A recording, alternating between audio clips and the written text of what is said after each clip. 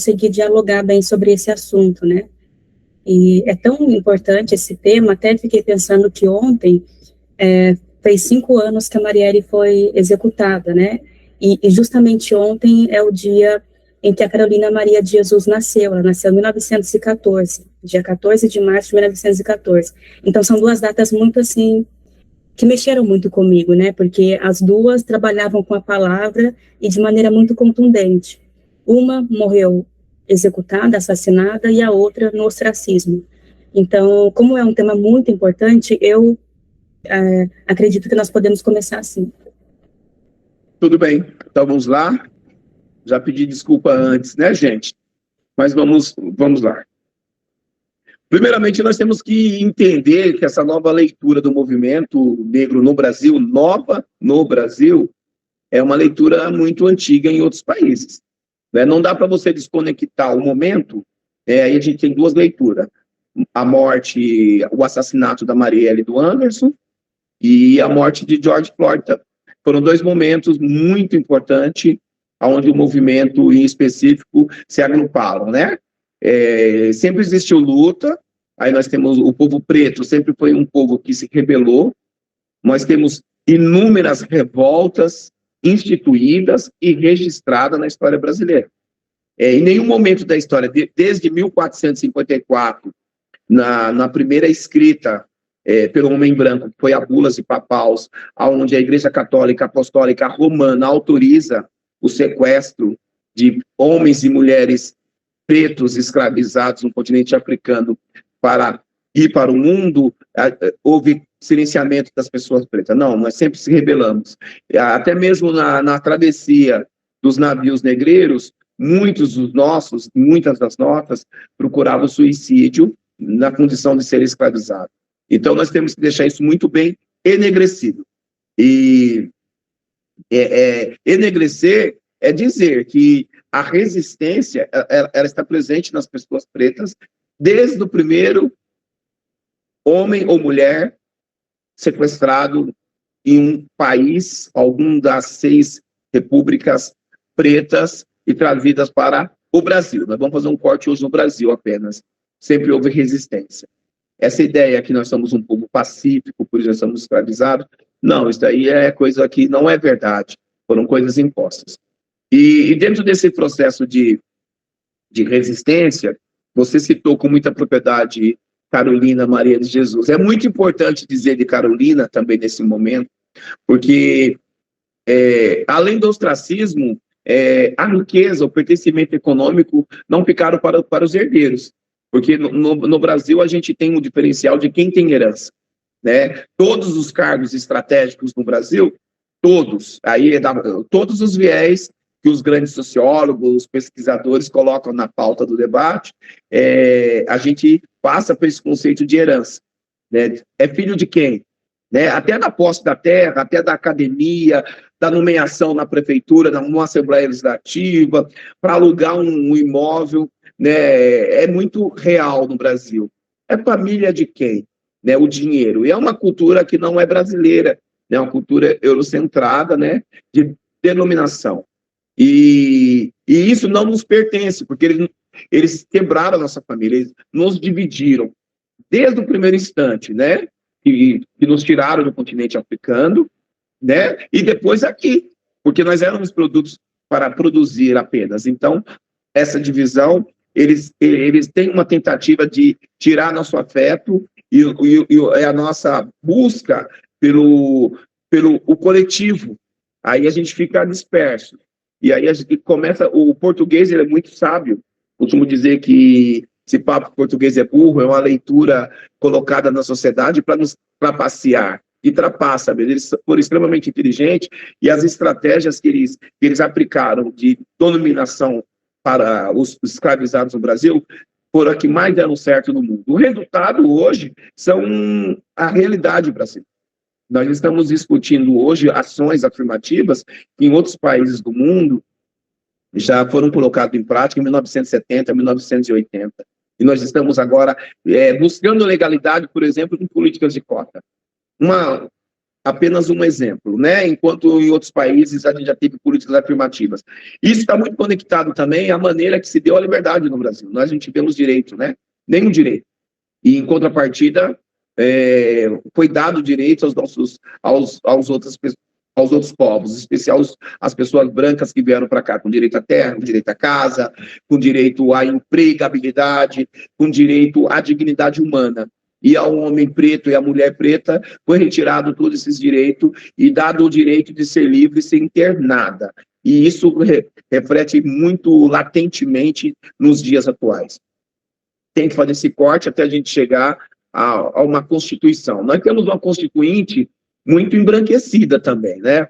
Nós temos uma Constituinte que ela diz no artigo 5º que todos têm o mesmo direito, mas quando você pega um Congresso Nacional e faz um corte, né, nessas últimas 4 legislaturas, você percebe que a participação da pessoa preta, ela continua ainda na casa de 2 dígitos, mas não passando do segundo décimo. Então, isso causa toda uma desigualdade de aprovação no Congresso Nacional para as políticas afirmativas. Nós temos um Congresso Nacional branco, elitizado e empresarial, né? Empresarial, seja ele de qual segmento da busca por capital. Hoje, a maior bancada é a bancada do agronegócio, né, que não quer produzir, não quer que as pessoas fiquem no campo.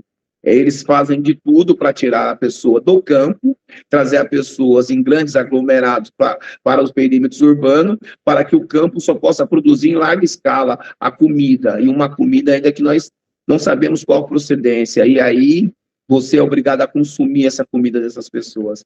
E um homem no campo é um homem liberto, né? A pessoa no campo, ela planta, ela colhe, ela come, e ela tem uma independência emocional, econômica, e aí ela deixa de depender desse homem urbano que domina todas as vertentes. Não tem como fugir disso. É só a gente analisar todas as frentes de discussões ideológicas. Aqui nós estamos falando da questão do sistêmica racismo, do racismo sistêmico introduzido na nossa sociedade nos dias de hoje. E aí, onde entra, infelizmente, o 2018. Nós já vínhamos numa crescente, o movimento teve algumas conquistas, nós não podemos deixar de falar das manifestações de 2012, onde se pautamos sobre a questão dos direitos ao transporte público. Nós tivemos um movimento que a burguesia, na sua grande maioria, a burguesia branca, seja ela uma burguesia branca ultradireita, reproduzida pelo MBL aqui, ou então até mesmo os nossos irmãos, nossas irmãs que militam conosco no nosso campo, conseguiram avançar em alguns cargos estratégicos. Nós tivemos políticas públicas e se polariza nesse momento. Depois teve um golpe, né? Nós tivemos um golpe nacional, onde se juntou todos contra a presidenta, e com esse golpe houve um retrocesso de políticas afirmativas, e agora, novamente, dentro do Estado Democrático, há uma nova eleição, e nos enche de esperança quando nós temos pessoas à frente de cargos estratégicos no âmbito federal que defendem aquilo que os movimentos colocam em pauta. Pois chegamos no tão sonhada data desses últimos 5 anos. Nesses 5 anos, o que aconteceu de diferente? O primeiro grande diferencial foi que o movimento popular, especialmente o movimento popular preto, através das redes sociais, conseguiu dialogar com o mundo. Então, a gente se quebrou essa ideia da supremacia dos donos dos movimentos. Então, hoje a gente consegue conversar. Hoje nós conseguimos saber quem é a Mara, quem é a Rosângela, quem é a Adriana, quem é a Patrícia, quem é a Mari, de maneira muito direta. E aí você para de depender da indicação de alguém, você passa a criar pontes automaticamente. E o mundo começa a se conectar mais rápido, né? Você começa a ter mais formação. E aí, quando acontece esse triste duplo assassinato do Anderson e da vereadora Marielle, as pessoas começam a se organizar dentro de um propósito, dentro de um propósito. Só um minutinho, gente, deixa eu dar uma arrumadinha aqui, tá? Desculpem. A sociedade começa a se organizar dentro de um propósito de buscar uma justiça. Há uma rebelião popular. E aí as pessoas começam a se organizarem, né? Movida pela raiva, né? A raiva do sistema, movida pela a necessidade de gritar. Nós sabemos que todos os dias morrem pessoas, mas se tratava de alguém que, como ela sempre dizia, eu tive a felicidade de conviver dentro do mesmo grupo de pensamentos ideológicos, e é uma pessoa que veio da favela, que estava ali representando todo um coletivo. Então, teve todo um simbolismo, né, no mandato de Marielle. A Marielle, ela trouxe toda uma realidade, uma realidade do povo periférico para dentro de um instrumento público conservador, que era a Câmara Municipal do Rio de Janeiro, que talvez seja, assim como a do Paraná, uma das mais conservadoras do Brasil. E nesse processo, trazer esse debate do pertencimento da mulher bissexual, da mulher preta, da mulher pobre favelada, que é extremamente inteligente, porque se você é pobre e preto, eles cancelam o seu QI de inteligência. Ela consegue trazer. É proibido pobre e preto ser intelecto no Brasil. Olha o que eles fizeram com Carolina, quando você começou a falar, né, Mari? Houve todo um cancelamento. Eu posso afirmar para vocês que as netas de Carolina, que são minhas colegas, posso dizer amigas, elas ligam direto. As pessoas usam a imagem, o nome da avó em todos os cantos do Brasil, e as meninas não têm acesso nenhum. E são mulheres que buscam academia, que se formaram, que são professoras, graduadas, e é um cancelamento. A academia, ela toma conta de tudo isso, né? Uma academia que não foi pensada para os nossos. E a Marielle reproduzia nas suas falas o contrário, que nós deveríamos estar sentados nas academias, mas levando o nosso pensamento para dentro da academia.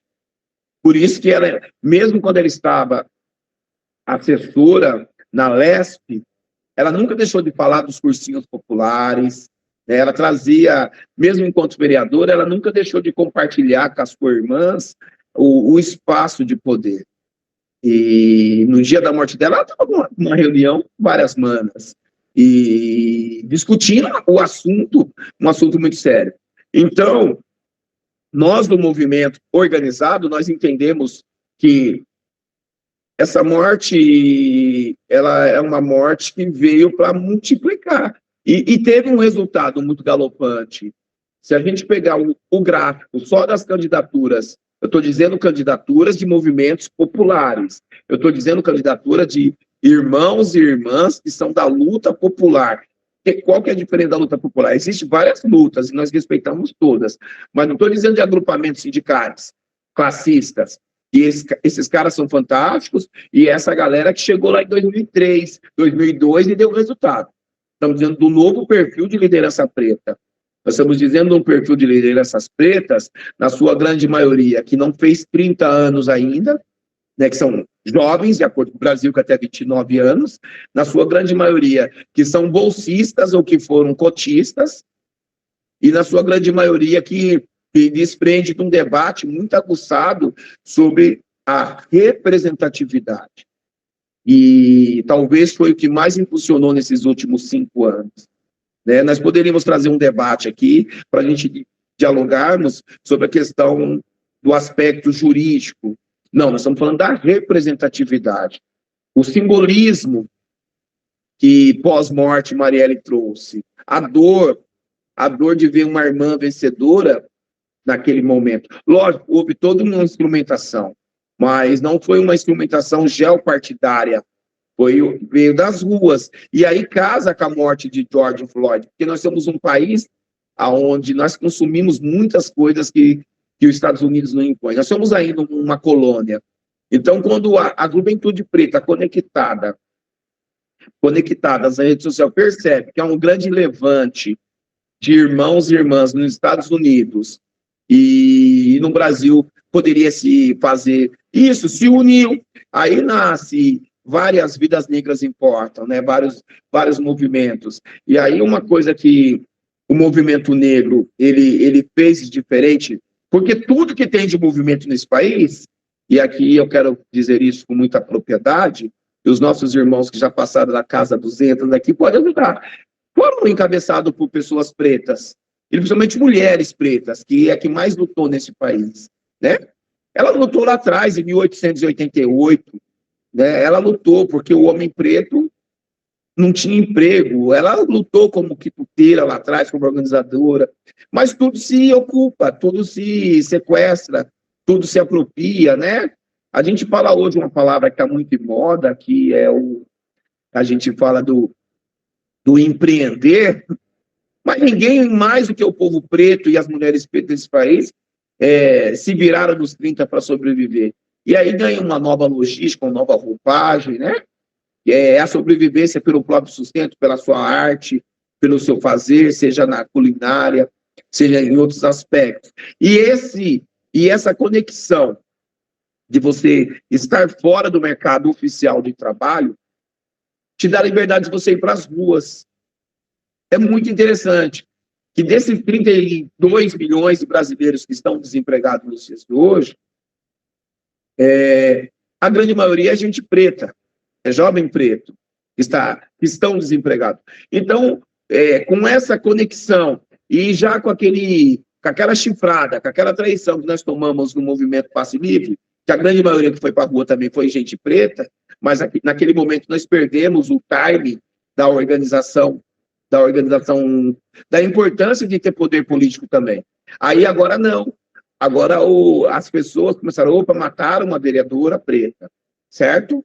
A gente precisa fazer valer outras. E aí as irmãs, na sua grande maioria, as mulheres pretas, elas começam a enxergar a necessidade de ter mais essa ferramenta no parlamento.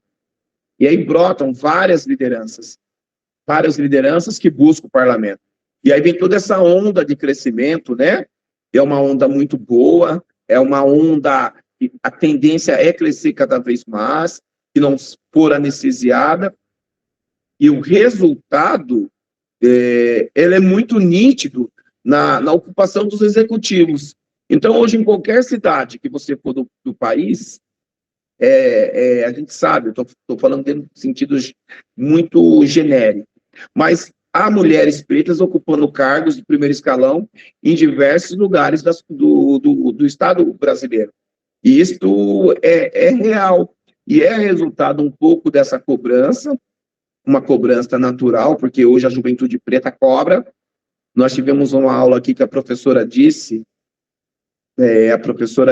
que a própria aluna cobrava que ela se assumisse como negra. Foi falado aqui na última aula, quem esteve presente na última aula pode confirmar. E é bem isso mesmo. E essas cobranças, elas se veem pela ocupação de cargos estratégicos. E aí a gente tem hoje o grande trunfo. Nós tivemos movimentos se mobilizando pelo olhar coletivo. Não há mais espaço para lideranças individuais. As lideranças individuais, elas perdem o seu espaço quando você tem a construção das lideranças coletivas. E qual que é o grande legal das lideranças coletivas? Que elas são fruto dos movimentos organizados. Aí a gente tem algumas frentes, e aí eu posso dizer alguma das frentes que é muito importante você entender. Nós temos a Frente Antirracista, que ela consegue reproduzir vários líderes até pautar o governo atual a dar um ministério. Então, hoje nós temos o Silvio de Almeida. O Silvio de Almeida é fruto do Instituto Luiz Gama, né? E agrupados várias frentes, que é a Frente Antirracista, que fez muita ação nesse processo da morte de Marielle Anderson, que Vidas Negras Importa. E aí eles se articulam, se organizam, e eles conseguem hoje estar assumindo um cargo estratégico em um governo, até que se prove o contrário, de interesse progressista.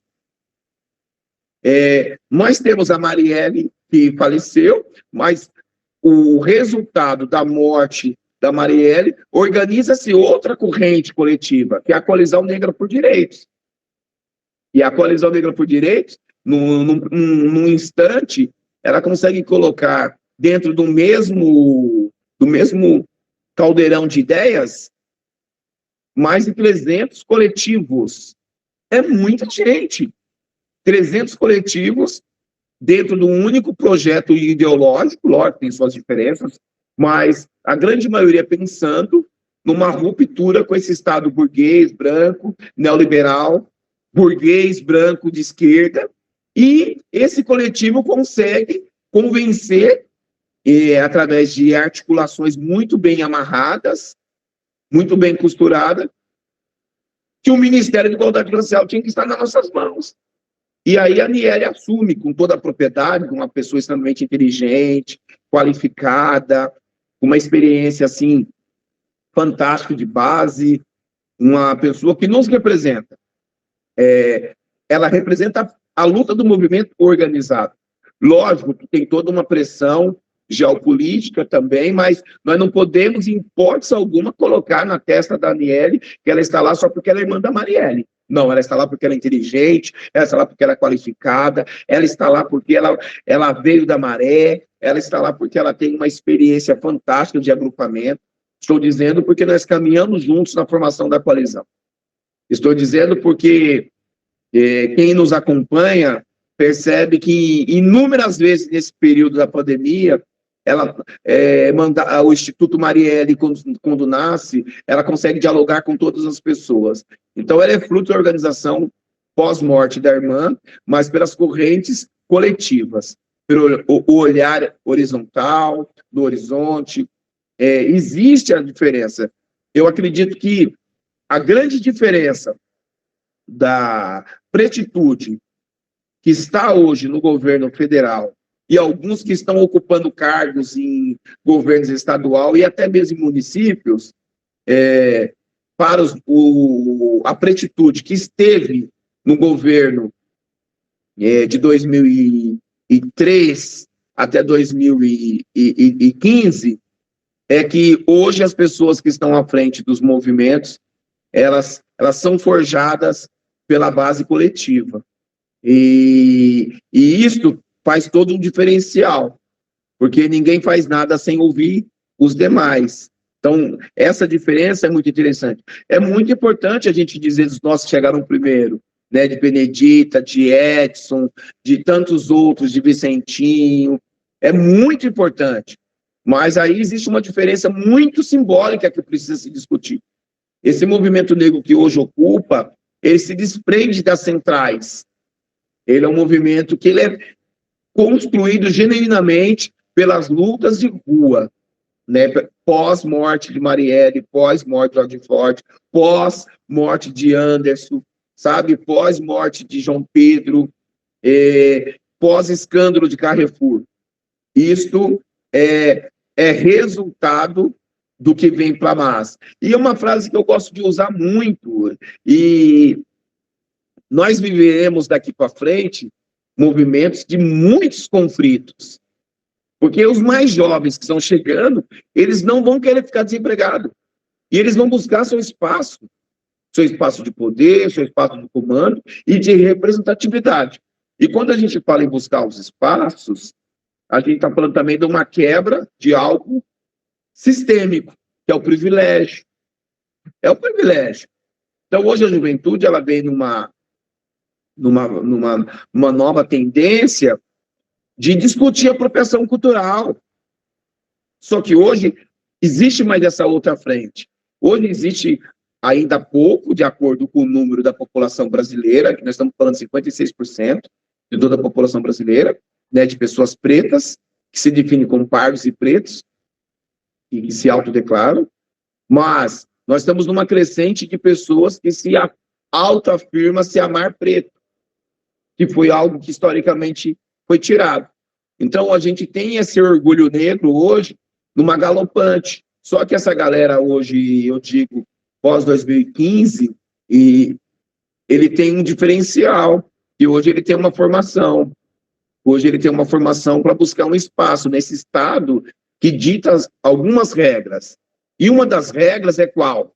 Que você precisa ter uma formação acadêmica, um certificado para você ocupar o mercado de trabalho.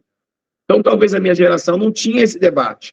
A gente organizava a luta trabalhista através dos sindicatos. Hoje não. Hoje a gente tem uma academia mais preta, muito mais preta, e com pessoas extremamente mais qualificadas e apoderada, né? As pessoas não, além de empoderada, elas estão apoderadas dos seus fazeres.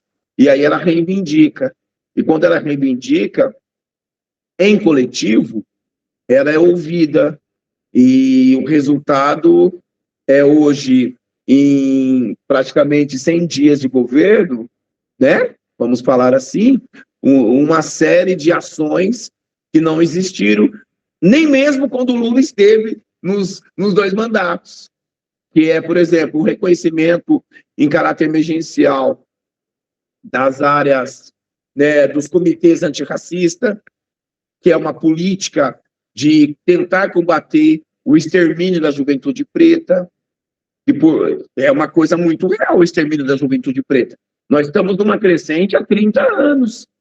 Nem mesmo com as políticas públicas maravilhosas, políticas de cota, a política da Minha Casa Minha Vida, a política do Bolsa Família, se reduziu o índice de mortes de jovens negros no país. E aí, quais são as respostas? O que nós temos que fazer? Se não tivesse essas políticas, estariam matando muito mais. Lógico que nós sabemos disso. Mas se precisa fazer um contraponto.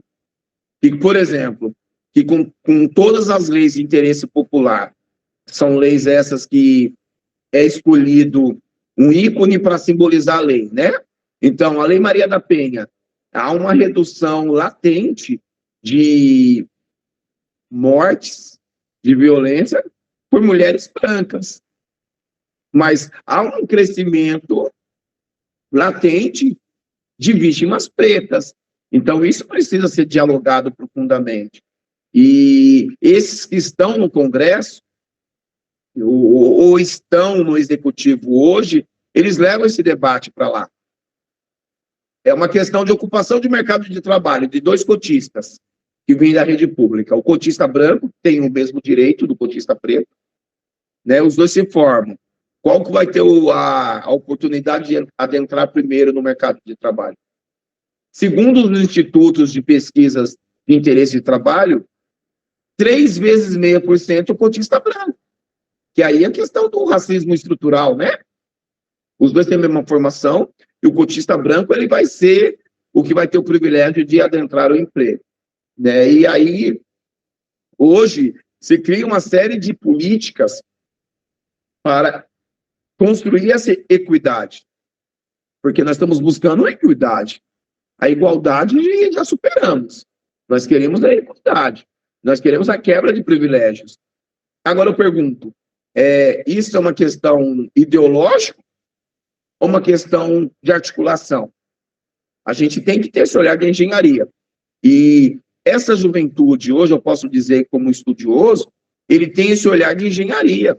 A gente não está preocupado mais naquela tendência ideológica que a minha geração fez parte. Não, nós temos uma tendência de ocupação de espaço.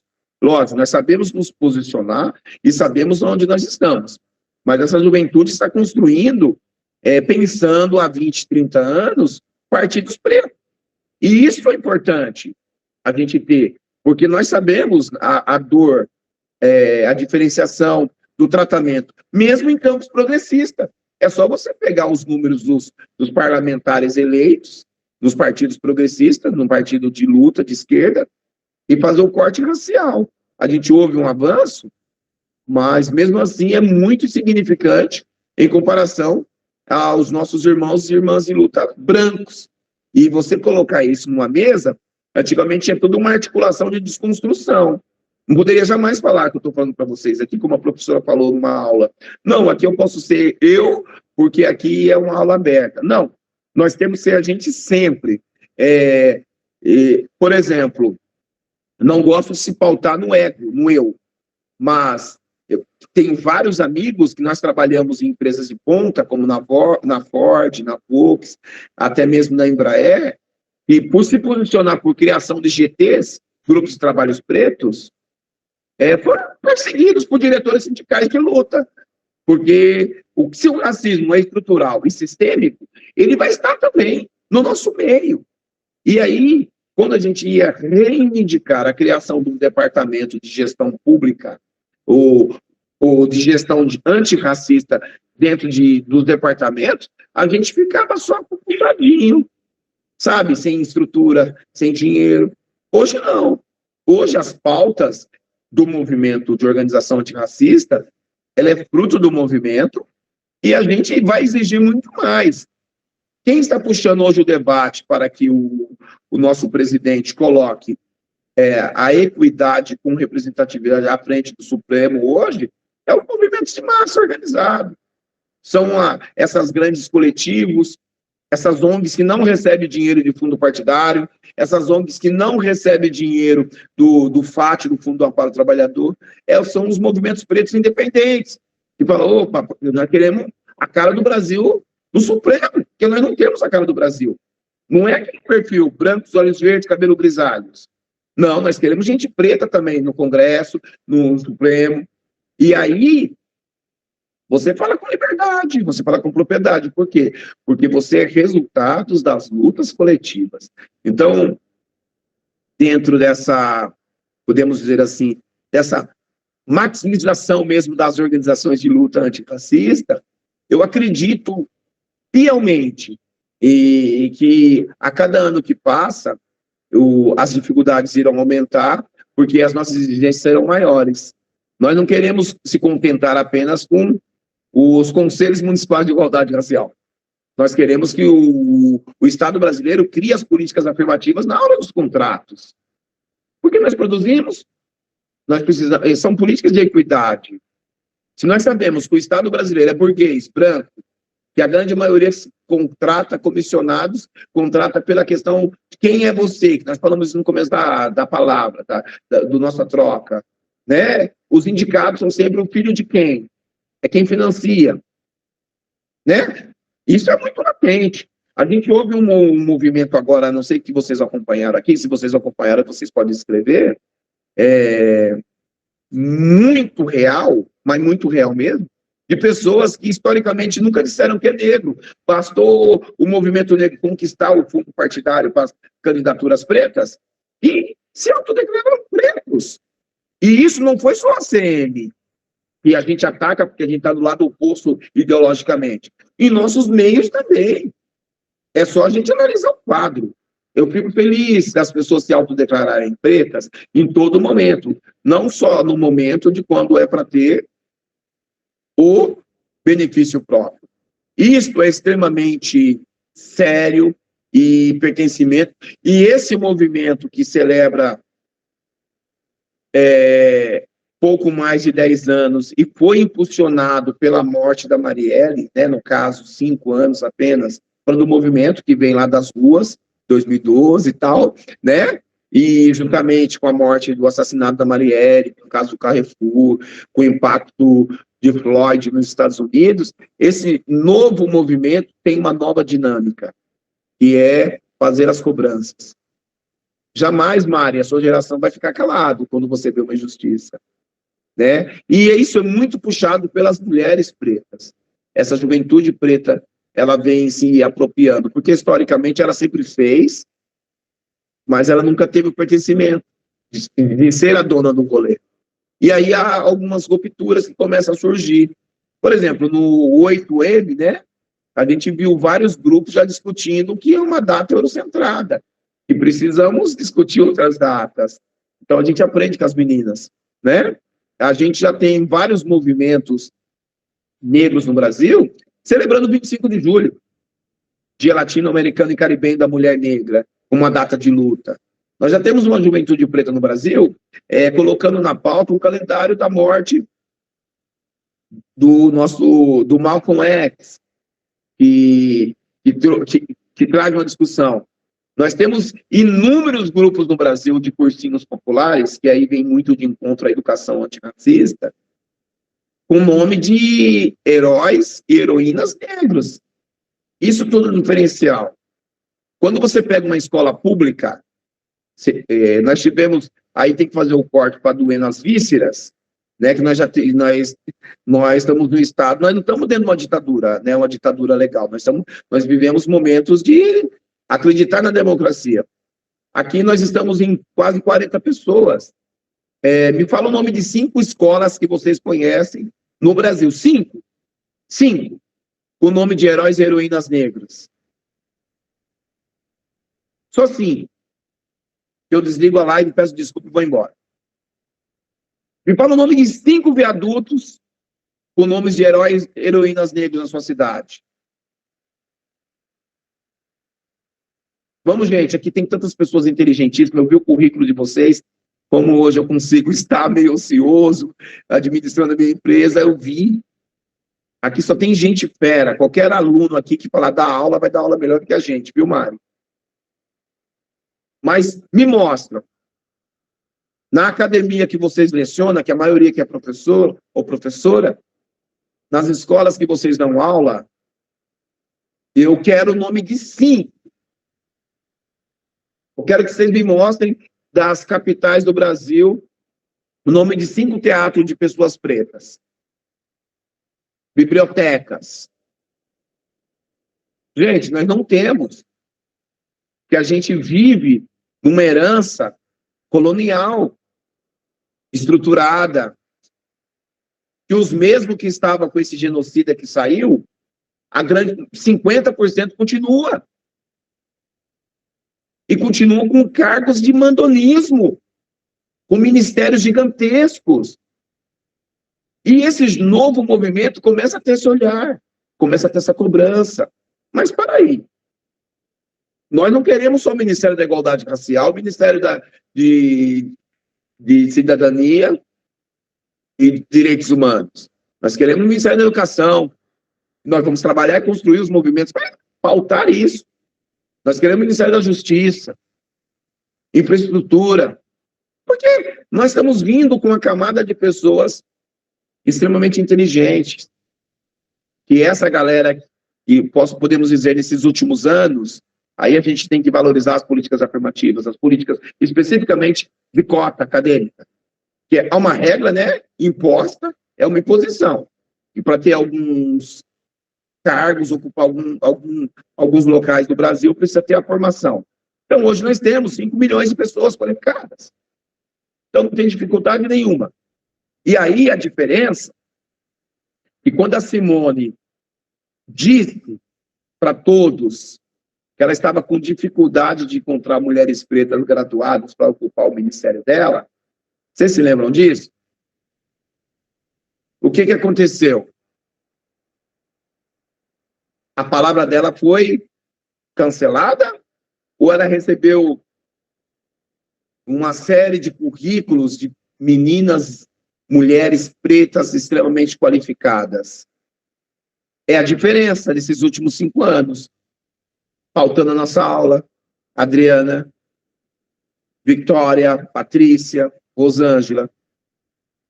Quando a Simone Tebet disse, nós não temos, eu tenho dificuldade de ter mulheres negras para ocupar cargos no meu ministério.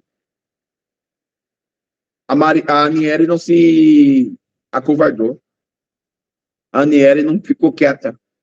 Ela falou, opa, lógico, respeitando as instituições, respeitando ela foi para cima. O que ela fez? Ela disse, não, nós temos... Ela abriu um link para que mulheres negras mandassem o currículo para ela para entregar na mão da Simone Tebet. Quando que aconteceu isso na história do Brasil? Nunca. Então, é uma diferença desse movimento apoderado, que hoje nós temos a ferramenta que é a tecnologia, nos dá as conexões, nos dá as condições de estarmos conectados simultaneamente e ter alguém que é fruto do coletivo lá dentro, que não é atrelado, que não tem, numa linguagem popular, compromissos individuais.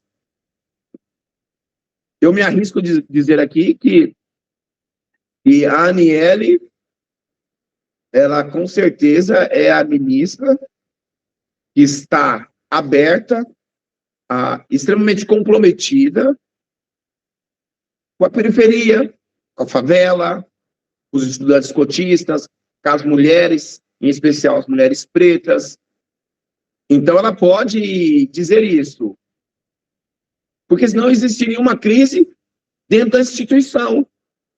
Uma ministra fantástica, que é a Simone, diz que não tem mulheres pretas, está tendo dificuldade, a outra ministra não. Toma aqui. Nós temos mulheres pretas. Então, é a diferença dos movimentos. Aí eu quis simbolizar a minha fala com esse grande exemplo. O que aconteceu, vocês acompanharam isso nas redes sociais? Isso foi muito público, né? A fala da...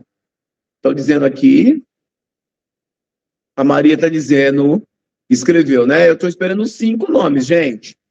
Eu estou esperando 5 nomes aí na cidade de vocês, de heróis e heroínas. E aí, gente, encerrando, para a gente começar um ping-pong bem quente,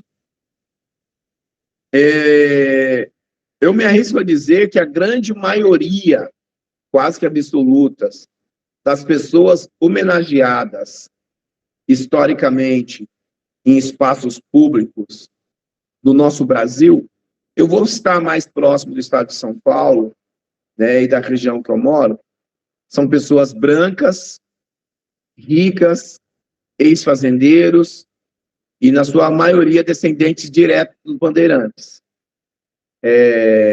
Ou do militarismo, que também é um braço histórico dos bandeirantes. A cidade, quase todas as cidades do estado de São Paulo, é muito louco isso, porque eu ouvi uma professora, se não me engano, foi a professora Zenaide que falou do simbolismo indígena, né, dos povos originários em algumas regiões, e entre elas a nossa região. Até mesmo as cidades que ganham o nome de povos originários, ela tem dentro da sua estrutura só homenagem para bandeirantes, seja no nome de escolas, viadutos, hospitais. Ela tem na sua nomenclatura estrutural só pessoas brancas e ricas. Dificilmente você vai ter, hoje começa a pingar, e a proposta desse novo movimento pós esse Vidas Negras Importa, pós esse assassinato de Marielle, é você ter essa juventude exigindo que a escola ou a estação do metrô tenha o nome de pessoas negras também. Mas é com muita dificuldade, né? O estado de São Paulo, nós tivemos agora a estação de São Paulo, só para vocês terem ideia, que tinha o nome, né? Estava a propositura do nome, era ser... Tony, pode prosseguir. Então, desculpa, você me lembra onde estava, por favor? Estava falando dos nomes, né? Então, nós temos cidades que têm nome indígenas, povos originários. Desculpe, gente. A gente precisa ter um novo letramento racial, né? E a gente fala muito errado dentro daquilo que nós acreditamos ser o perfeito. Então, nós precisamos começar a desconstruir essa ideia que a academia está certa no que ela escreve, no que ela reproduz, no que ela fala. Né? Não dá para a gente estar dentro de uma live de antirracista e a gente está falando, a situação está preta, né? A gente reproduz a todo instante frases, né? Aqui, militarismo, bandeirantes, político, é verdade. A gente reproduz a todo instante frases, palavras de cunho histórico racista, né? A gente sempre tem aquela, não tem aquela autocrítica. E isso é produzido tão forte na gente que a gente nem percebe. Então, o legal da educação antirracista é você poder falar essas questões, porque a escola pública ou particular não nos dá esse direito. Eu estava falando do metrô. Estava discutindo Paulo Freire, que entre mortos e feridos não foi tão inimigo assim do processo, né? E os caras cortaram o Paulo Freire para colocar Fernão Dias. É isso que eles fazem, né? Tira-se os historiadores para colocar os bandeirantes. E isso é muito real. Nós não temos. É só vocês pegar as grandes rodovias brasileiras. É só nome de bandeirantes, é só nome de militar, de ex-militares. E estou recebendo aqui a Academia Brasileira. Quantos pretos ocupam a Academia Brasileira? Que é o simbolismo do intelectual, que é tudo aquilo que a gente tem, que são os independentes, que é o pessoal pensador, na sua grande maioria ideológica, estão no campo progressista. Nós precisamos fazer essa discussão. E essa juventude vem só o Gil, se eu não estiver enganado. Vocês me ajudam aí, gente, porque eu não estou como administrador da sala. Só o Gilberto Gil. É isso mesmo? Alguém pode me ajudar, me socorrer? E é isso, né? A Rosane escreveu, obrigado. Agora, num país, 53% da população preta, o Brito, o lance que lhe contei hoje na escola SESI, então, o Brito, ele foi participar de uma oficina de robótica, uma aula de robótica, e praticamente a presença de alunos negros era quase que nula. Mas isso é em todos os lugares. E aí, essa juventude, Brito, não vai se calar mais. Sabe? Essa nova juventude pós-Marielle. Aí, Brito, você tem que fazer... Agora, como mudar isso? Eu acho que envia esse questionamento. Como mudar isso? Aí que está o grande lance. É fazer denúncia, é fazer barulho. E essa meninada vem fazendo muita denúncia e muito barulho. Estão de parabéns, né? Numa construção de um país onde, com menos injustiças, com mais direito distribuído heterogeneamente, porque não dá para viver homogeneamente dentro de um país tão diverso. São essas pautas prioritárias que nós precisamos colocar na ordem do dia. É isso, não sei o que eu consegui passar para vocês, eu peço desculpa pelas falhas, mas a diferença dos dois modelos de gestão, eu digo de movimento, o movimento que eu peguei uma partinha, mas que o meu pai, de alguns aqui, desenvolvia, que foi extremamente importante, que eles não tinham sequer rede social e tal. É um movimento que hoje ele é mais galopante pelo aspecto das redes, das mídias sociais, e associado a essa galera hoje da academia igual a você, Mari. Estou pegando você como referência aqui porque eu não consigo ver os outros rostos. Né? Hoje, a juventude preta que está sentada no banco acadêmico, existe um número bem elevado de pessoas com consciência e inserido no novo conceito de letramento racial. A grande maioria hoje que são cotistas, eles voltam para a base. Eles não ficam mais sentados atrás de um diploma apenas, arrumar um bom emprego e esquecer de onde que ele vem. A dor da perca, e aí o simbolismo de várias Marielles, né, vários George, vários João Pedro, ela se maximiza muito no povo preto, depois da tecnologia, porque você está todo instante vendo falando.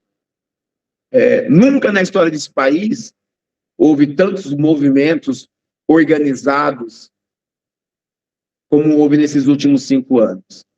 E na pandemia, já encerrando a minha fala, essa construção de unidade, de afeto, de respeito e de empatia, ela foi extremamente latente. Indiferente de pontos ideológicos, eu quero aqui ser bem ímpar nessa fala, quem segurou o reggae foi o movimento negro organizado. Nós tivemos aí inúmeras entidades, coletivos, grupos, chama como você quiser, assumindo o protagonismo da contribuição aos necessitados durante a pandemia, né?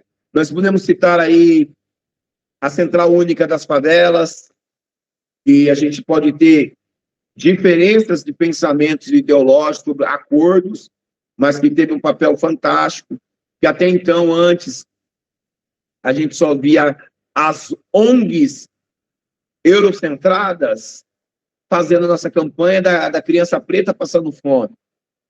Então, antes de todo esse processo, a gente não via falar de coalizão negra por direitos, nós não víamos falar de coalizão negra por direitos, de Uniafro, de Educafro, de Gerando Falcões, da própria CUFA que eu disse, né? Nós não somos perfeitos, mas a gente, pelo menos na divisão do que comer, da bandeira de vamos ajudar o próximo, hoje a gente conseguiu assumir esse protagonismo. Porque, como eu já disse, antes desse processo, era só instituições filantrópicas ligadas a grandes grupos, na sua grande maioria com homens e mulheres brancas, fazendo essas campanhas de ajuda humanitária, não que eu sou contra, mas que a figura do preto só aparecia na ponta como desnutrido ou morrendo de fome. Hoje aparece também o desnutrido ou morrendo de fome, mas aparece a pessoa preta na organização. Isso aí se deu muito pós-morte de Marielle. E há um novo letramento racial em curso. Eu acredito que nos próximos 20 anos, no Brasil, isso vai estar em prática, até porque nós éramos 48 anos atrasados, cronologicamente, entre o preto de alguns outros lugares e no Brasil, aqui embaixo. Mas nós estamos diminuindo. E eu tenho fé, eu espero estar vivo, mas se eu não estiver vivo, outros estarão. A Mariana irá levar nesse momento, que ela é a mais jovem da sala aqui. E nas próximas duas décadas, nos próximos 20 anos, essa galera preta que vai ficar muito rica, que vai chegar a ser milionário, bilionário, irão reproduzir e dividir os seus pares construindo pontes econômicas, como já acontece na Inglaterra, em alguns lugares da África do Sul, em alguns lugares do Canadá, e principalmente nos Estados Unidos, onde o preto rico, que goza do prazer da fama, da estrutura econômica, ele tem o afeto e a empatia pelo preto que está lá ainda em necessidade. E nós temos inúmeros exemplos para citar. A gente tem aí nos Estados Unidos vários jogadores de basquete milionários, cantores que investem na luta organizada. E eu tenho certeza que nos próximos 20 anos, os irmãos e irmãs pretas, obrigado, Maria, pela sua contribuição, está sendo fantástico, tá? Os irmãos e irmãs pretas brasileiros que tiverem o poder socioeconômico na mão irão entender a necessidade, né? Eu tenho certeza que não vai demorar 10 anos para esses ícones da música brasileira, a galera preta, principalmente essas meninas pretas estão fazendo muita fama, com a sua capacidade de cantar, de administrar, de gestão técnica, de independência econômica, eu tenho certeza que não vai 10 anos o Brasil fazer um grande levante de musical, um grande grito contra o racismo. Porque nós estamos se enquadrando em lugares estratégicos. Sabe, estou falando 10 anos assim, numa data. Não quero citar nomes numa aula porque é chato. Né? A gente tem que ter o respeito, a ética, a decência.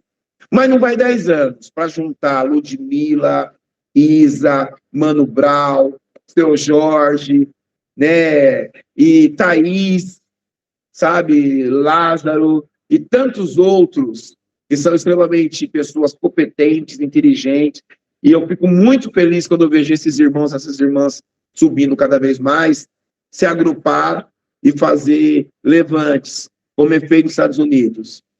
Porque é uma tendência natural quando a gente vai ocupando os cargos estratégicos. E os cargos estratégicos, a imposição era que tinha que ter diploma, né? A imposição do homem branco. E a gente sempre resistiu a essa imposição. Mas essa geração mais jovem veio e falou, não, já que vocês querem diploma, vocês terão. Então, hoje, os melhores alunos de todos os institutos públicos ou privados do Brasil que se beneficiam de políticas de cotas são alunos pretos. Ponto, não se discute. Não se discute. Então, essa galera vai estar ocupando cadeiras estratégicas, que elas vão passar em concursos públicos. Elas vão ter suas empresas, elas vão produzir grandes livros, elas irão fazer tudo isso, porque elas trazem o afeto, o sofrimento, e estão trazendo agora uma coisa que talvez a minha geração não tinha, a consciência de onde veio. E essa consciência é construída no amor, né, e na dor. Então, o grande diferencial é que hoje brotam, em todo canto do Brasil, outras Marielles. É isso que eu tinha a dizer para vocês. Tá bom? E aí, gente, vamos abrir para as perguntas. Nós temos mais 20 minutinhos ainda. Como vai ser? Ney, eu vi um comentário logo no início da aula, e eu acredito que seja muito bacana valorizar as pessoas que contribuem com a aula de alguma forma, né? E aí, caso você queira fazer um link com o que já for dito, Poliane Silva Marinho diz assim, por favor, professor, se der tempo, conte-nos sobre o milagre do escravizado Zacarias acontecido em Aparecida. Então, a questão da fé é uma coisa muito individual, né? Eu posso contar que eu moro em frente à estátua de Zacarias. Né? Eu desço as escadarias do prédio onde eu moro e dou de cara com a estátua de Zacarias. E segundo as pessoas que têm essa fé, que é a fé individual, os bandeirantes, ao passarem próximo daqui da região, né, ele pediu a Santa Nossa Senhora Aparecida, né, que o libertasse. E aí as correntes quebraram. Essa é o ditado popular aqui, né? Inclusive é legal falar do escravo do Zacarias, porque a imagem dele aqui em frente à minha residência não tem as correntes, ele só está aberto. E há um debate entre os historiadores de Aparecida se põe ou não põe a corrente. É muito interessante essa pergunta, né? Porque qual o simbolismo da corrente no processo histórico? A corrente serve para quê? Há duas vertentes, né?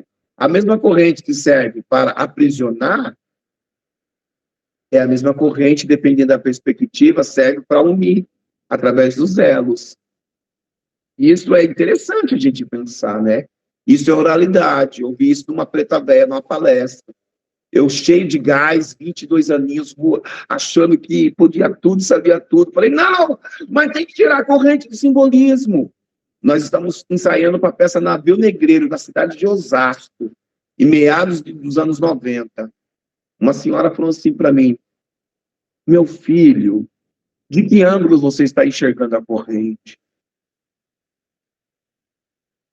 Porque a mesma corrente que serve para aprender, ela serve para unir. E hoje nós estamos falando de unidade. Então, esta corrente que nós estamos falando é de ninguém larga a mão de ninguém, que volta 30 anos depois, que hoje a gente fala, ó, ninguém larga a mão de ninguém, estamos todos juntos. Mas isso foi falado lá atrás. E aí eu tenho esse ângulo, sabe? Mas é muito legal a história de Zacarias. Mas tem outras coisas interessantes para falar de Aparecida, né, gente? A gente pode tocar fogo no parquinho dizendo que surge a santa em 1717. E o que rolava no Brasil nessa época? O extermínio de Palmares. De onde era a galera que exterminou Palmares? Aqui é do Vale do Paraíba, né? Domingo das Velhas era aqui. A delegação dos Bandeirantes era daqui, financiada pelos os grandes fazendeiros da época, os barões do café, aqui do Vale do Paraíba. E aí, menos de 20 anos, a rebelião no Brasil afora inteiro, né? Não tinha internet, era tudo de cavalo, então demorava 2, 3, 4, 5 anos.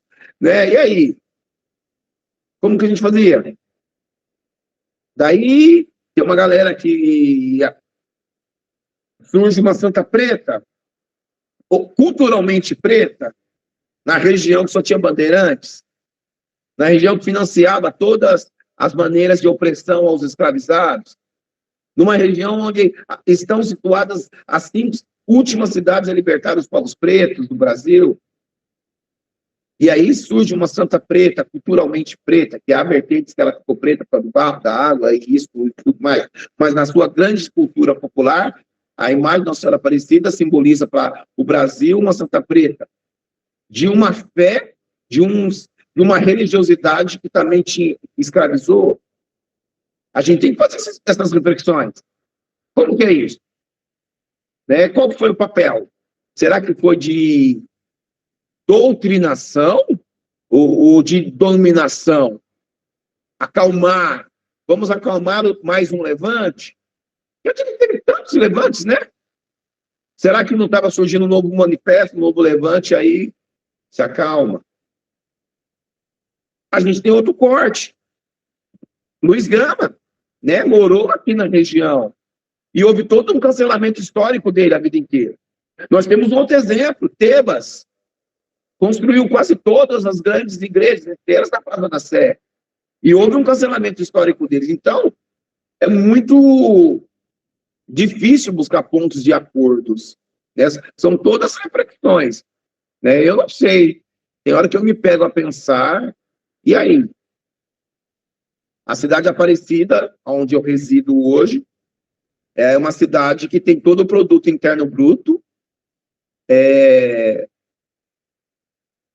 todo o produto interno bruto construído sobre o aspecto 2 pilares da fé religiosa de 2 santos. Só um minutinho, gente. Só um minutinho, por favor.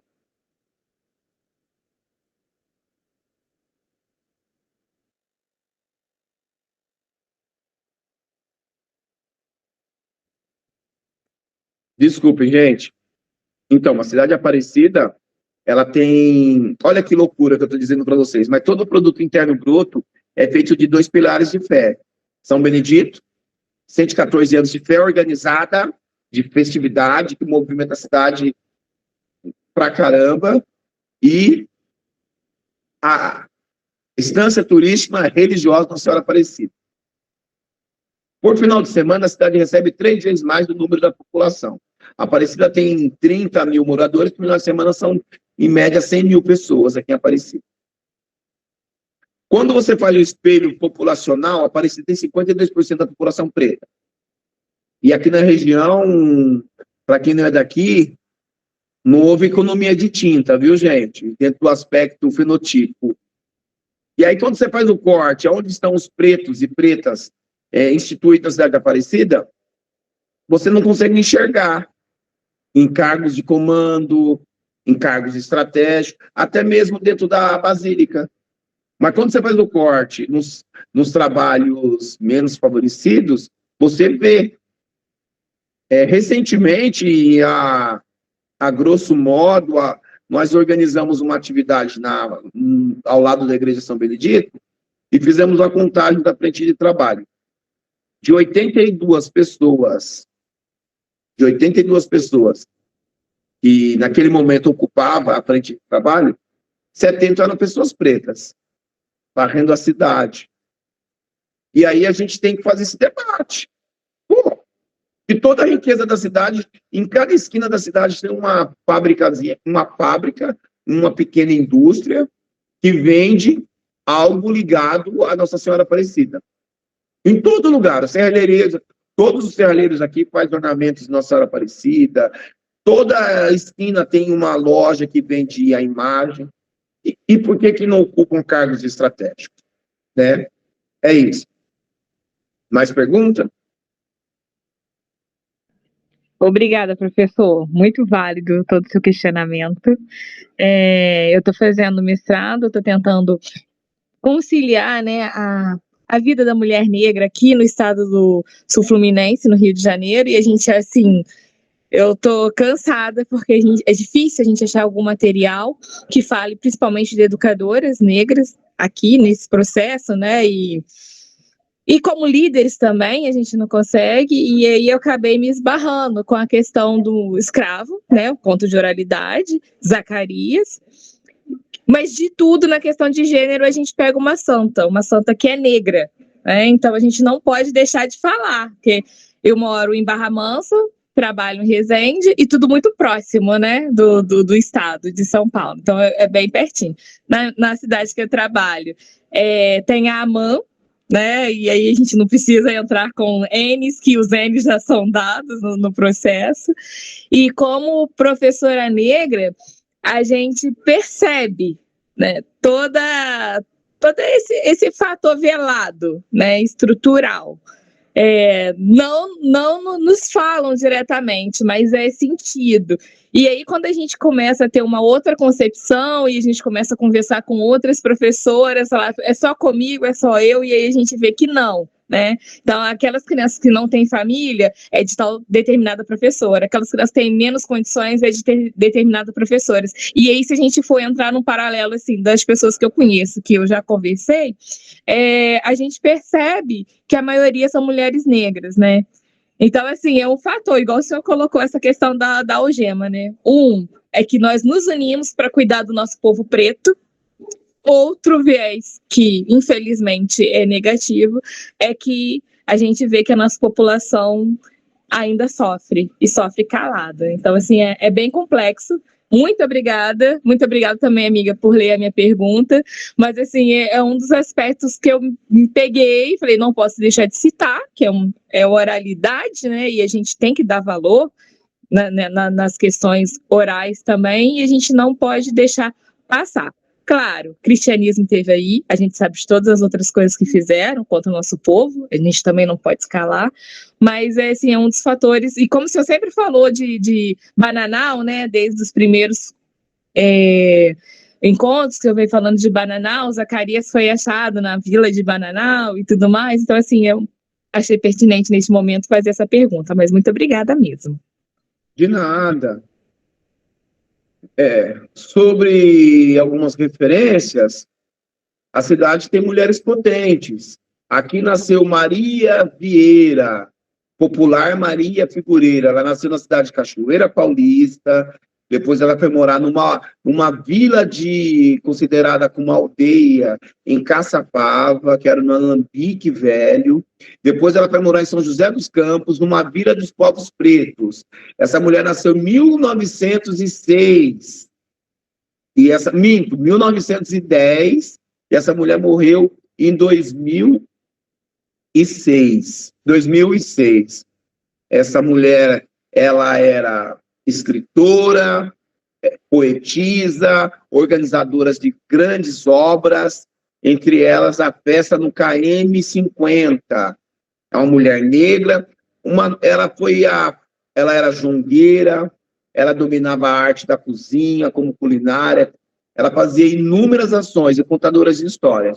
Mas a grande obra dela, que segundo netos, bisnetos e filhos registrados em fotos de famílias, que são a verdadeira crença que nós acreditamos, é o pavão colorido, que ganhou como, virou símbolo no Vale do Paraíba, né, das folcloristas, das figureiras. O nome dela é Maria Vieira, e ela assume o nome de Maria Figureira, tão importante. E essa mulher foi cancelada, né? Você não vê o nome dessa mulher em quase nenhum lugar das fundações culturais. E essa mulher, em meados de 1950, 60, ela vai trabalhar para um prefeito de São José dos Campos. E aí ela conhece a primeira-dama, ela conhece a elite da cidade, e aí a obra dela passa a ser embranquecida e ter novos donos. Então, estou dando esse nome para você. Também teve aqui na cidade de São José dos Campos, eu estou vendo a Marisa aqui, que a Marisa, se for a mesma, que eu estou com óculos meio ruim, a Marisa, ela é de descendência quilombola também, do Quilombo dos Martins, que fica bem cravadinho em São Francisco Xavier, uma área hoje muito nobre, muito valorizada do Vale do Paraíba, no caminho para quem vai para Minas Gerais, para São José dos Campos. E ali tinha Dona Ana Vitória, que morreu com 102 anos, que era uma residente de uma comunidade quilombola, e Dona Ana Vitória, segundo os historiadores de época, ela era arquiteta, então todas as igrejas, ela era uma tebas, mas mulher. Então todas as igrejas, desde Brasópolis até o Alto da Ponte, meados de 1950, até 1970, essa mulher projetava. Em nenhum lugar tem o nome dessa mulher. Eu tive o prazer de conhecer a Dona Ana Vitória. Então, tem muita gente. Nós estamos falando da região mais preta de São Paulo, né?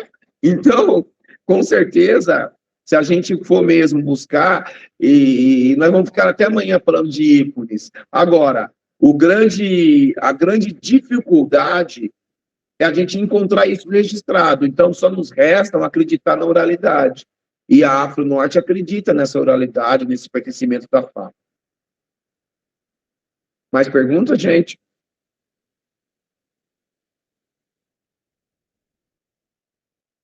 Mari, tem...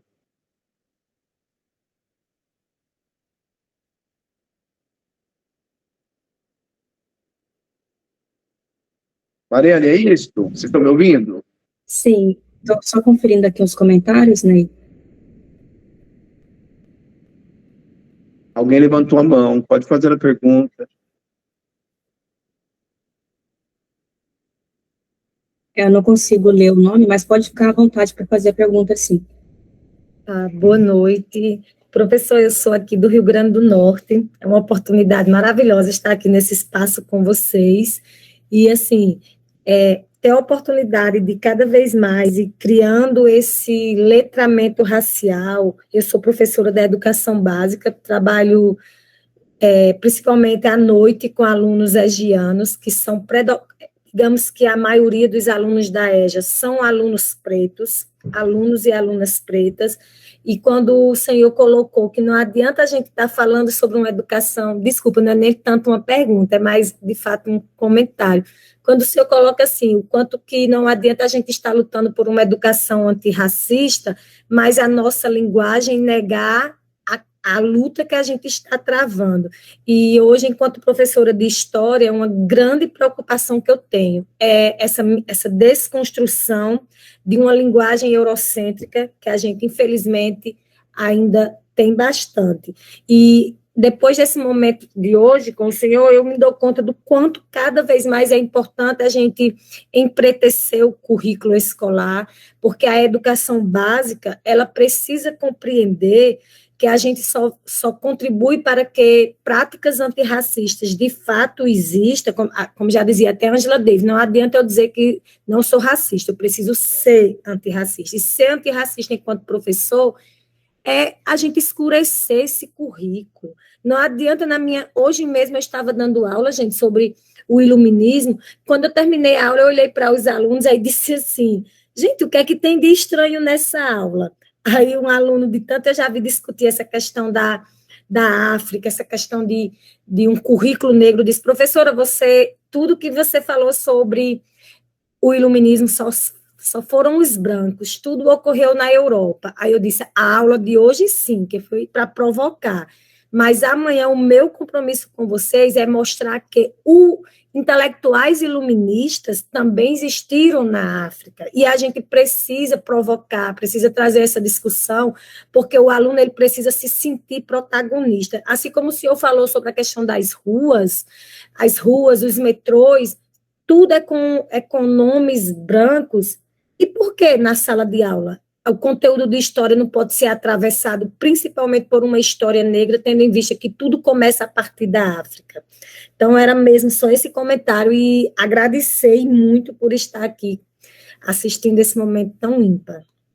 Eu que agradeço você por essa colocação, e nós estamos tão misturados na questão dessa estrutura racista, que a todo instante nós reproduzimos palavras eurocentradas, né? Então, eu sempre brinco com as pessoas, gente, por que quando é para a gente colocar uma situação legal, a gente quer esclarecer, né? São coisas sutis que é no dia a dia que a gente precisa substituindo, nós precisamos ir substituindo. E uma das palavras que eu acho muito importante a gente trazer como reflexão é a questão do senhor da senhora, né? Que era uma imposição dos donos escravizados, né? Era uma questão, como a domesticação do ser vivo, do ser humano. Então, se a gente começar a exercitar, eu digo a gente, às vezes eu me pego também nessas falhas. Aí eu falo, opa, né? Às vezes eu falo, gente, olha, não estou falando para não chamar de senhor, não é por causa da idade, é uma questão da concepção da palavra, da identidade da palavra, porque isso foi colocado com muita força e alimentado também pelo sistema de fé, né? De religiosidade, né? E essas questões precisam ser quebradas. Esses elos, aí no caso da corrente, que tem dois sentidos, a gente precisa romper essa herança imposta pelo branco europeu. Professor, tem pergunta?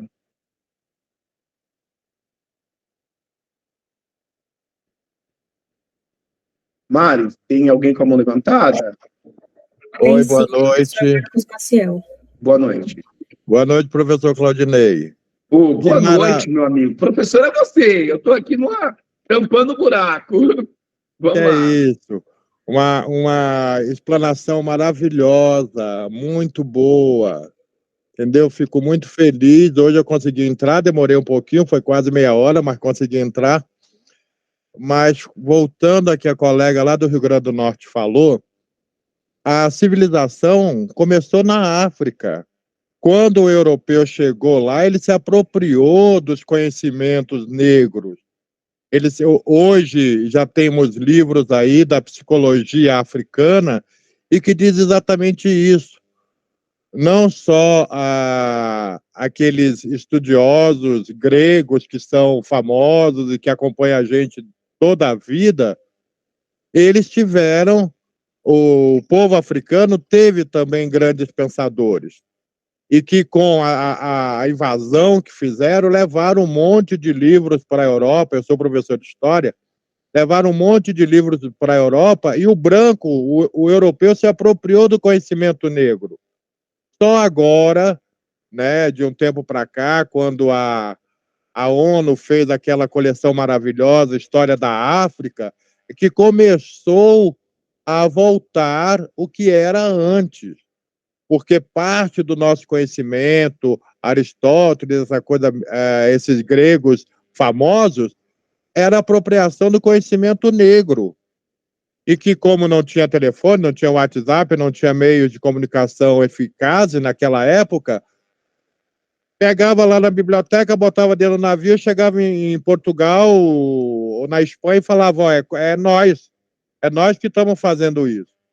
E eu sempre disse isso enquanto professor, eu sou professor de História e Geografia, dei aula para o ensino médio e para o ensino fundamental 2, eu dizia, olha, E agora eu estou vendo, eu tenho, já vai para 40 anos de militância negra, né, de militância de direitos humanos, e a gente tem conseguido fazer alguma coisa. E até na própria faculdade, eu tive uma orientadora na Universidade Federal de Goiás, de uma especialização, ela olhou assim para mim e falou, pô, eu estava olhando o seu currículo Lattes, você só traz temática negra. Você já se olhou no espelho? Você não é negro. E eu falei para ela, eu posso até não ter a cutis negra, escura, mas a minha bisavó é uma cafusa. A avó dela, a minha tataravó, foi pega no laço e casou com um português. Então, por que eu não sou negro? Eu posso até ter na minha certidão de nascimento cor branca, mas eu me considero negro. E aí eu fui na coordenação e pedi para trocar de orientadora. Eu falei, não vai dar certo eu trabalhar com essa senhora. E era uma mulher negra. Mas eu queria falar sobre candomblé e ela era evangélica e ela foi logo querendo me cortar o babado. Era isso. Professor, aí é uma coisa, obrigado pela sua colocação, né? Você coloca um momento muito importante. Nós temos que ter consciência crítica que o negro não é culpado nesse processo, né? Não podemos, em maneira nenhuma, buscar essa vertente de culpabilização de alguém. Porém, nós temos números que apontam que 33% da população preta não concorda com o pensamento das nossas políticas. Por exemplo, a política de cota. Isso faz parte do racismo estrutural. E nós trabalhamos todos os dias, incansavelmente, para que esse número diminua, né? Esse número já foi 17%. Houve um crescimento nos últimos 4 anos. E houve uma política de impressão maciça de opressão, de tirada de direitos. Então, subiu. Mas a grande maioria ainda aceita as políticas públicas afirmativas. Mas o grande legal, professor, quando você fala que olhando o seu fenotipo você não é negro, isso é fato. Mas não é responsabilidade só do negro desconstruir o racismo. Nós precisamos ter a consciência que pessoas não negras também, elas perdem também com o instrumento do racismo. Perde dinheiro, perde tempo de vida, porque a gente cria 2 países num único espaço, 2 realidades. A gente tem os conflitos crescendo no Brasil, que é um processo de continuidade das desigualdades. E a gente precisa, todas as pessoas têm que estar envolvidas no projeto de desconstrução do racismo, de ser preto ou de ser branco. E outro fato que você trouxe, é muito importante a gente dizer, esses dias eu estava assistindo uma palestra de uma colega, de uma filósofa, da Catiuxa, essa jovem geração de filósofos, ela disse assim, poxa, eu não acredito que em pleno século XXI, 2023, as pessoas ainda não acreditam que a filosofia nasceu na Grécia, né? É isso, não tem mais tempo para isso, né? Hoje nós temos uma outra realidade. Gente, nosso tempo está encerrando, mas eu vou deixar aqui meu contato com vocês, aqueles que não estão no grupo, e para quem entrou depois, hoje não seria a minha aula, seria a aula da professora Letícia, ela teve um probleminha, e aí a gente, como era um tema que a gente discute juntos, né, que é a questão dos últimos 5 anos pós-Marielle, a gente trouxe esse debate. Aqui todos vocês estão habilitados a falar sobre isso, porque vocês são militantes. Quem não é militante não vai ficar numa aula quarta-feira até 9h40, né, ouvindo, então vocês todos estão de parabéns. O meu número é 12982669474. Livro legal, professor. Repetindo, 129. Meu prefixo é 12, gente. 12982669474. Nós temos uma sala muito legal chamada Empodera, que tem como objetivo trocar ideias, né? Trocar ideias. E quem daqui quiser estar na sala Será um prazer. Gente, nós temos o hábito de tirar foto, eu não sei fazer isso. Mari, você está no computador? Sim, vou tirar, só um Você minuto. consegue fazer uma foto para a gente? Todo mundo abrir a câmera aí. Eu quero agradecer vocês por me tolerar até esse horário. Quero mandar um abraço fraterno, muito axé para todos que estão aqui junto, para a galera. Se eu não respondi vocês me perdoem, pode puxar a orelha, né? E como a Adriana escreveu aqui, que Silvio de Almeida, não consegui ler, que o meu óculos está muito embaçado, a Elis. Vixe, não peguei a palavra. Gente, pode falar, o microfone está aí, pode abrir e falar, pô. Falta 15 minutos, é 2 horas, geralmente acaba com 1h30. Como começou 20 minutos atrasado, está mesmo tempo. Manda aí, irmã, pode falar. Vai lá, abre o microfone aí e fala, tô fechando o meu. Poliane que escreveu, vai lá, fechei o meu, fala aí. Oi, professor, não, é a palavra-chave para presença. Desculpa, eu não falei, desculpa. Legal. Senão eu vou ganhar falta. Desculpa, deixa eu ver a palavra-chave aqui que mandaram para mim. Moçambique. Gente, escreve todos Moçambique aí, hein? Porque depois a Karina e a Eluana, elas são, as negronas são, vocês não sabem. Moçambique.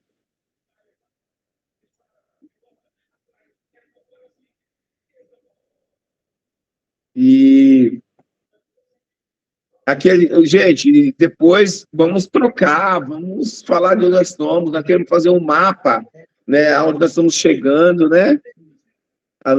Estamos conseguindo manter uma média de 40 pessoas por aula. Eu não estou conseguindo achar o chat aqui para escrever Moçambique. Pode escrever aí, onde você está, que as meninas vão te achar. Pode escrever. Clica nesses 3 pontinhos que vai aparecer aquele ícone de fala.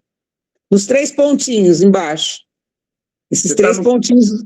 Você está no celular ou no computador?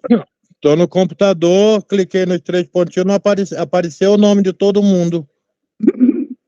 Então tem uma barra aí, eu estou no celular, mas tem uma barra do lado que você clica e daí você vai escrever uma mensagem. Você vai escrever Moçambique. Ah, tá. Ok. Mari, conseguiu tirar umas fotografias aí? Uns retratos? Como dizia a minha mãe? Tirei sim, Ney. Gente, minha mãe é uma negrona, sabe? Sacudida. Eu tenho uma tia que ela está viva, ela está com 89 anos. Ela nos ensinou a ser empreendedor bem cedinho, que ela já é uma mulher empreendedora. Eu me lembro que uma vez nós queríamos todos soltar pipa, ela falou, vamos vender limão. A gente, como assim? Tinha 11 anos. Ela colocou todos para vender limão. Nós morávamos próximo do Ceasa, em São Paulo. Quem conhece São Paulo tem a Leopoldina, Presidente Altino e Osasco. E aí, ela pegou tudo aquele... Fosse hoje, ela ia ser presa. Esse dia eu fui na casa da Feitiça, ela ia ser presa pelo Conselho Tutelar. Mas ela pegou todas aquelas crianças, meus primos, minhas primas, botamos metade de um vagão. Nós fomos no Ceasa, ela comprou 3 sacos daqueles limão Tahiti. Eu não vou esquecer nunca o nome do limão, o tipo do limão. E comprou umas 500 sacolinhas, daquelas que a gente aprendeu a fazer maçã e colocava na cabeça. Estou sendo bem rapidinho, dentro da oralidade. Chegou na casa dela, ela separou de 6 e de 12. Ela colocou todo mundo para vender limão, de Osasco até Leopoldina. Ali nasceu o direito da nossa família. O resultado, eu sou de uma família preta, retinta, que a maioria tem comércio. Nós estávamos brincando esses dias, e a gente descobriu que foi a nossa tia Vita que fez isso, irmã do meu pai. Todos nós temos lojas de sapato, lojas de roupa. Os meus primos, que são da academia, têm lojas de antiquarias, restaurantes, sabe? De uma mulher preta que era muito inteligente. Ela é muito inteligente, ela está viva. Ela conseguiu colocar esse viés do empreendedorismo. Todo mundo foi outra coisa, estudar. A galera, na época, eu sou da geração do Senai, da FATEC, Toda vez que eu ficava desempregado, eu abria uma microempresa para mim da minha área. Não saía do meu setor. Eu até brinquei, falei, nossa, eu faço avião, faço trem e vou fazer portão, vou fazer porta de aço, sabe? Mas isso foi dela. E é muito louco, porque alguém aqui falou da importância da oralidade, né? A oralidade é algo que você não morre, sabe? Permanece em você. E aí nós vamos criando as gerações, sabe? A gente brinca que a Afro Norte, gente, ela tem, eu não falei isso para vocês no começo, mas ela tem 18 anos de existência. Nós nunca pedimos R$1 para nenhum político. A gente respeita os caras. Quando vai ter algum evento que a minha filha, ou alguma colega da minha filha, algum amigo quer fazer, a gente chega nas empresas dos próprios familiares, vai ter que pagar isso, isso e isso. E aí eu aprendi com as irmãs nossas há menos de 5 anos, que tem um movimento muito forte, que é o Black Money, que a galera precisa pensar em dinheiro também, mas sem estar associado essa ideia de capitalismo selvagem. E tem dado certo. Tem dado certo. Quem banca esse espaço para a gente aqui são empreendedores pretos, na sua grande maioria. A Adriana, que é dona do salão do cabeleireiro. Eu, que tenho uma empresa de estrutura metálica, sabe? A gente patrocina, porque tudo é caro, tem que pagar essa página, para a gente poder ficar mais do que 1 hora, né? Porque tá na live, 1 horinha cai, a gente tem 2 horas de duração. Né? A gente paga um site, a gente paga alguém para fazer arte, a gente paga alguém, e é tudo isso. Então, eu deixo como dica para vocês. Não olhei, mas você não viu dinheiro. Aquela hora, depois não olhei mais. Gente, boa noite para vocês, um beijo no coração. Foi um prazer, viu? Trocar com vocês. Tamo junto. Boa noite, tchau, tchau. Boa noite, tchau. Boa noite. Até semana que vem. Beijo, beijo. Boa noite, muito obrigada. Até semana que vem. De roupa elegante, eu vou pra rua, a vida é um instante. Pra rua, a vida é um instante.